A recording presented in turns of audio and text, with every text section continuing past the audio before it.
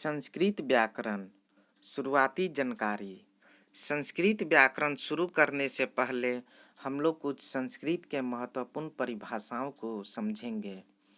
चलिए शुरू करते हैं। व्याकरण किसे कहते हैं? व्याकरण भाषा को नियंत्रित करने वाले शास्त्र को व्याकरण कहते हैं। भाषा किसे कहते हैं? भाषा वह साधन है जिसके द्वारा मनुष्य अपने विचारों या मनोभावों को एक दूसरे से प्रकट करता है, जैसे संस्कृत भाषा, हिंदी भाषा, अंग्रेजी भाषा। भाषा के 3 प्रकार होते हैं: लिखित भाषा, मौखिक भाषा, सांकेतिक भाषा, मतलब इशारे से बात करना। ध्वनि किसे कहते हैं? मनुष्य के वाग्य यंत्रों द्वारा निकली हुई आवाज को ध्वनि कहते हैं। ये 6 होते हैं: कंठ, तालु, मूर्धा, दंत, ओष्ठ, नासिका। नोट: ध्वनि व्याकरण की मूल इकाई है। वर्ण किसे कहते हैं? वर्ण उस मूल ध्वनि को कहते हैं जिसके खंड या टुकड़े नहीं हो सकते हैं, जैसे अ, आ, क हलंत, ख हलंत आदि। अक्षर किसे कहते हैं? अक्षर उस मूल ध्वनि को कहते हैं जिसके खंड या टुकड़े हो सकते हैं, जैसे क, ख, ग, घ इत्यादि। वर्ण विच्छेद। क हलंत जोड़ अ, क हलंत जोड़ आ, की क हलंत जोड़ हर्षई, की क हलंत जोड़ दीर्घई, कु क हलंत जोड़ हर्षौ, कु क हलंत जोड़ दीर्घौ, के क हलंत जोड़ अय, कै क हलंत जोड़ अय, को क हलंत जोड़ औ, कौ क हलंत जोड़ ओ, क हलंत जोड़ अ जोड़ म हलंत, क हलंत जोड़ अ जोड़ विसर्ग। स्र तलाव्य स हलंत जोड़ र हलंत जोड़ अ, त्र त हलंत जोड़ र हलंत जोड़ अ, ज्ञ ज हलंत जोड़ इय जोड़ अ। श्री तलाव्य स हलंत जोड़ री, क्र क हलंत जोड़ र हलंत जोड़ अ, रक र हलंत जोड़ क हलंत जोड़ अ, क्री क हलंत जोड़ री।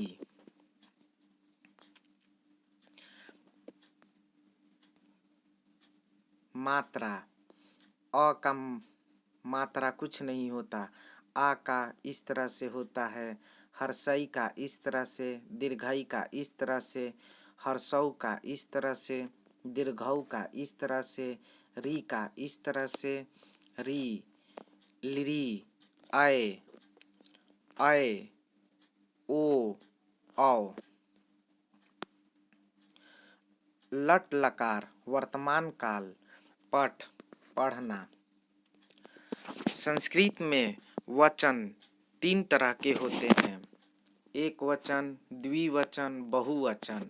और पुरुष 3 तरह के होते हैं: प्रथम पुरुष अथवा अन्य पुरुष, दूसरा मध्यम पुरुष अथवा मध्यम पुरुष, तीसरा उत्तम पुरुष। अब हम चलिए इसे याद करने के तरीके को समझेंगे। सबसे पहले एक वचन, द्विवचन, बहुवचन। प्रथम पुरुष, मध्यम पुरुष, उत्तम पुरुष। ती तह अंति, सी थ थ, आमी आव आम।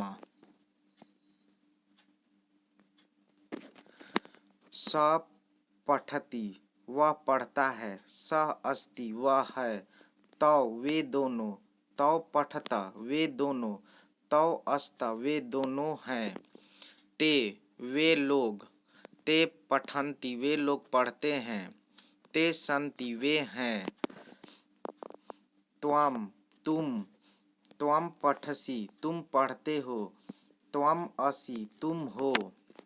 युवाम तुम दोनों, युवाम पठत तुम दोनों पढ़ते हो।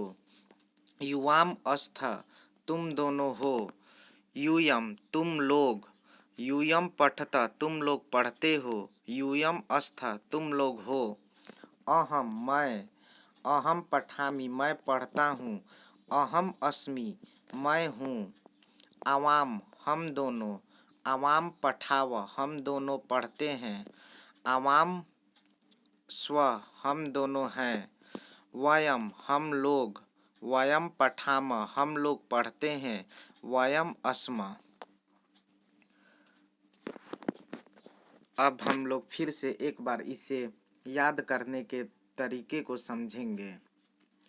ती त अंति, सी थ थ, आमी आव आम। मुझे उम्मीद है कि आप लोग को इस तरह से याद करने के तरीके से आप लोग को याद हो गया होगा। वर्ण, वर्ण दो तरह के होते हैं, स्वर वर्ण, व्यंजन वर्ण। स्वर्ण वर्ण तीन तरह के होते हैं, हर्ष स्वर्ण वर्ण, दीर्घ स्वर्ण वर्ण, प्लुप्त स्वर्ण वर्ण। व्यंजन वर्ण भी तीन तरह के होते हैं, स्पष्ट व्यंजन वर्ण, अंतः अस्तः वर्ण, उष्म अस्तः वर्ण। व्यंजन वर्ण, व्यंजन वर्ण को दो भागों में बांटा जाता है, वर्गीय व्यंजन, अवर्गीय व्यंजन। वर्गीय व्यंजन में कवर्ग, चवर्ग, टवर्ग, तवर्ग, पवर्ग। कवर्ग में क, ख, ग, घ, अंग, इस तरह से कुल 5 होते हैं। चवर्ग में च, छ, ज, झ, इय। टवर्ग ट, ठ, ड, ढ, अण। तवर्ग त, थ, द, ध, न। पवर्ग प, फ, ब, भ, म। इस तरह से इन पांचों में 5-5 होते हैं, तो कुल मिलाकर 25 वर्गीय व्यंजन वर्ण होते हैं। अब अवर्गीय व्यंजन वर्ण, य से लेकर ज्ञ तक को अवर्गीय व्यंजन वर्ण कहते हैं। संयुक्ताक्षर स्र, स, त्र, ज्ञ। नए वर्ण ड, ढ। मुझे उम्मीद है कि संस्कृत व्याकरण में जो जो परिभाषाएं हैं और कुछ कुछ छोटी छोटी चीज़ें हैं वो आप लोग को समझ में आई होगी और कुछ कुछ याद हो गया होगा। इस तरह से इस वीडियो को 1 से 2 बार देखने से आप लोग को कंठस्थ याद हो जाएगा। अगर मेरी वीडियो पसंद आए तो इसे लाइक, शेयर और सब्सक्राइब ज़रूर करें। धन्यवाद।